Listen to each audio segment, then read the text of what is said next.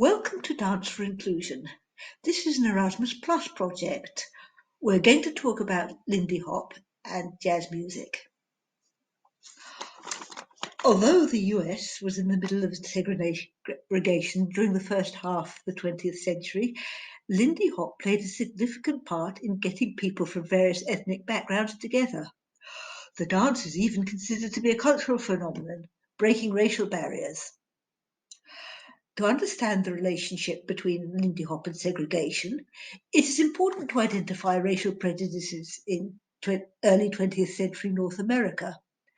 The first signs of inequality could be perceived from the social restrictions African Americans had to face in the southern states of the United States. They were forbidden to use most public places as well as attend city-sponsored events. They faced relatively high rents, racial discrimination when it came to finding a job, and being hired for mostly underpaid work. It was obvious that African Americans held a visible second-class citizenship in this reason. Attempting to give all citizens of the United States equal rights, the Constitution was amended in 1866 so that it now stated that every citizen of the United States of America must have equal civil and political rights. Despite the new law's intention to include African Americans in society by guaranteeing equal rights for Black people, however, in the southern states, the law only gave them freedom, and discrimination and inequality still remained. Black children were, for example, not allowed to attend the same schools as white children, making segregation something that began in early childhood. Moreover, there was certainly a lack of equality. Living standards for Black people were extremely low, and most of them faced poverty. It was obvious that African Americans held a visible citizenship, second-class citizenship in this region. These rough living conditions also applied to professional Lindy Hop dancers. This will be discussed later on. They're also discussed in Norma Miller's autobiography. Mama, being a Black woman, was unable to get a steady job. Blacks were last to be hired and first to be fired. Mama would go to the corners to be hired for daily domestic work, but competition for any income was stiff, and often she would take a day's work for 10 cents an hour. Harlem was the area above New York's Central Park where Black neighborhoods were located. It was home to many Black intellectuals and artists. In the 1930s, Harlem became a place where new swing sounds were gaining popularity. These sounds, which had originated from the hot jazz of the 1920s, shared a steady, rolling thunder beat, making it impossible not to dance to the music.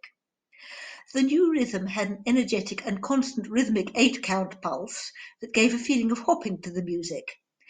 Due to its fast pace, for some, Lindy Hop might have been associated with chaos. However, in reality, Lindy was much more sophisticated. Its upbeat moves were always in sync with the music, and the correlation between the steps and the rhythm relied only on the right timing and the perfect weight distribution on a certain foot. As far as chaos goes, Lindy Hop could only be called a marvelous chaos, in the sense of how unbelievably smoothly the dancers could move to the fast rhythm of the music. At the time, nothing could stop Harlem from swinging, not even the high rates of poverty caused by the depression of the early 1930s. Dancing to the rhythm of joyful swing music was an escape from the many problems Black people had to face every day in the 20th century. As many social dancers in the time, Lindy Hop grew up in the streets. People would gather and socialize while enjoying the music. By smiling, shouting, and allowing them to express their inner creativity through dance improvisations, they would spread positive vibrations to one another. It didn't take long before the dance became a new form of social interaction. With its rhythmical movements, Lindy Hop connected people and created communities, even through the rough times of segregation. However, it took a while for Lindy to finally start appearing in the ballrooms. Likewise, As is the case for every dance that originated in the streets, it is impossible to name the exact date that Lindy Hop was born.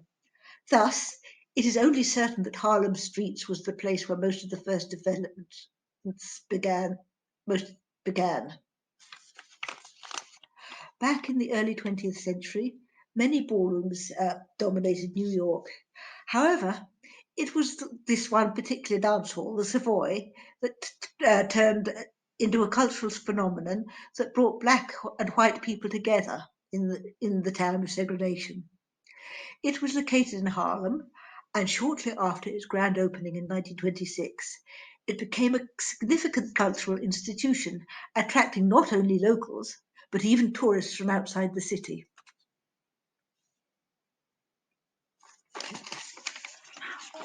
A huge place filled with rhythmic jazz music, the Savoy was to become the king of swing. In a period where many cultural institutions in New York were still racially segregated, the Savoy stood out because it was open to interracial dancing and entertaining. With live jazz bands playing, dancers shared their best moves, creating fascinating improvisations and making the Savoy the home of happy feet. As an original member of a troupe called Whitey's Lindy Hoppers, Norma Miller said, "The Savoy opened doors for all people being together. We were the first people in the world who were integrated. We didn't have segregation at the Savoy." In this ballroom, segregation stopped existing by the time people started dancing. Quickly, the Savoy became a place where Lindy Hop and swing music evolved in parallel. Famous jazz artists such as Duke Ellington, Count Basie, and Ella Fitzgerald supplied the tunes to which the most captivating Lindy Hop choreography was created. The Savoy was a cultural place where people of various racial backgrounds created the social dance together, realizing each idea in spontaneous and wild Lindy Hop improvisations. It was the Savoy Ballroom where a cultural phenomenon, the Lindy Hop dance, took place and broke the barrier of racial segregation.